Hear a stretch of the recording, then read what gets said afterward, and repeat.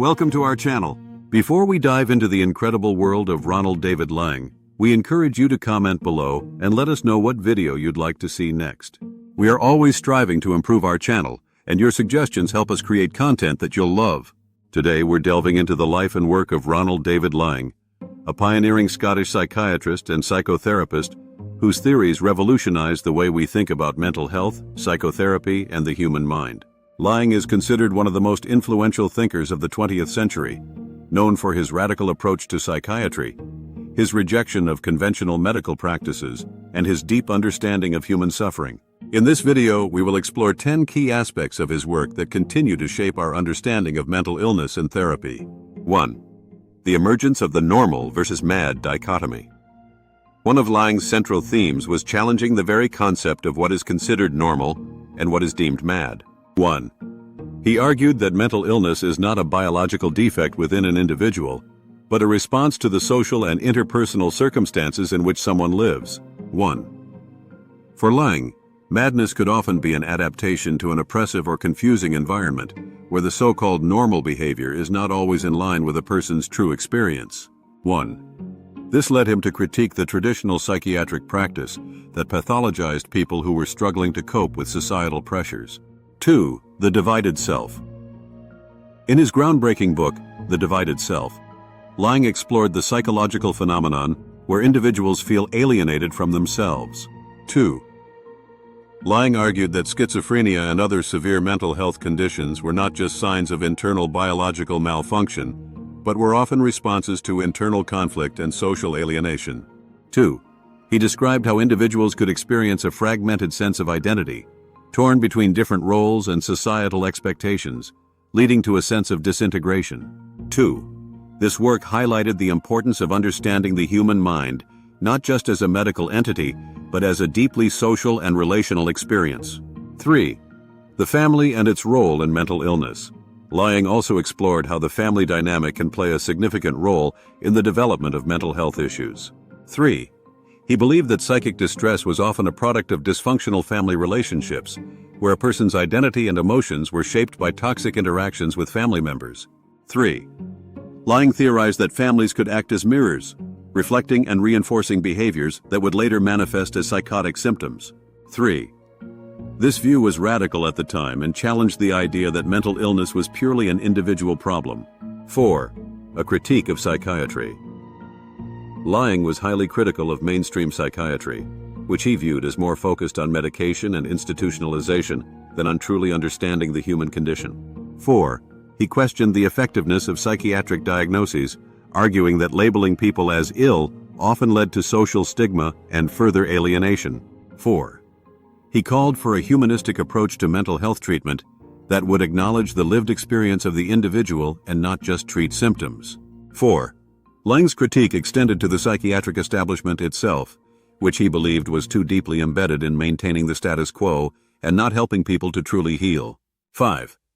Existential psychotherapy. Laing developed a form of existential psychotherapy that focused on the fundamental human concerns of freedom, identity, and authenticity. 5. He saw psychotherapy as a means to help individuals understand their inner experiences and how they navigate the complexities of existence. 5. Rather than simply diagnosing or treating symptoms, Laing's approach encouraged people to confront their existential dilemmas and come to terms with their place in the world. 5. This therapy was less about solving problems and more about embracing the full spectrum of human experience, including pain and uncertainty. 6. Language and communication in mental health. Laing placed a great emphasis on the importance of language and communication in understanding mental health. 6. He believed that much of what was considered mad behavior was often a result of misunderstandings in communication. 6.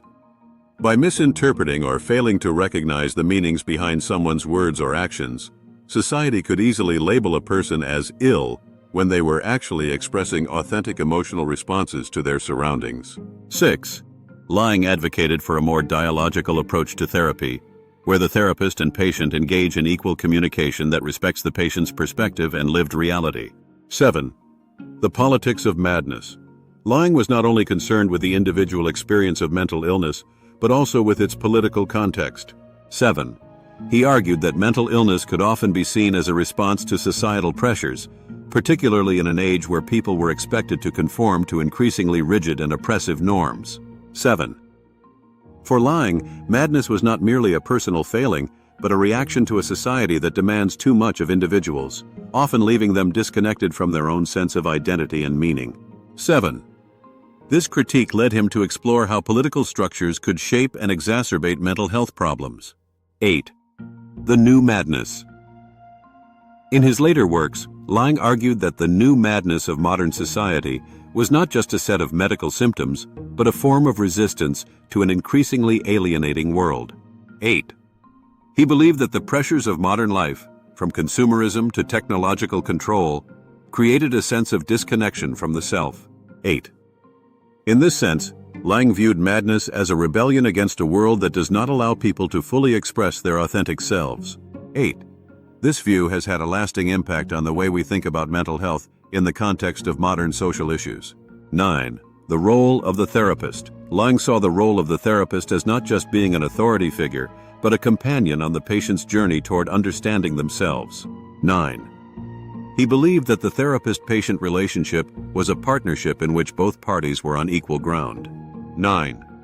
The therapist's role was not to provide answers, but to create an environment where the patient could feel heard and understood, and together they could navigate the complexities of the human experience. 9. Laing's views emphasized the human aspect of therapy and sought to break down the hierarchical barriers that often exist between therapist and patient. 10. Humanism and revolution in psychiatry. Laing's philosophy was deeply humanistic and revolutionary. 10.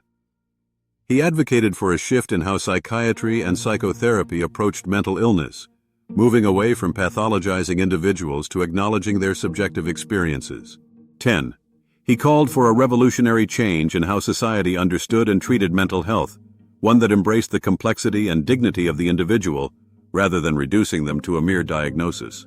Ronald David Laing's work has had a profound and lasting impact on psychotherapy, psychiatry, and our understanding of mental health. His humanistic approach and critique of conventional mental health treatment continue to inspire those who believe in a more empathetic, understanding, and personalized approach to mental health care. Thank you for watching. Don't forget to comment below and let us know what video you'd like to see next. Make sure to subscribe to our channel and turn on notifications so you never miss out on our latest content. We look forward to reading your comments and feedback.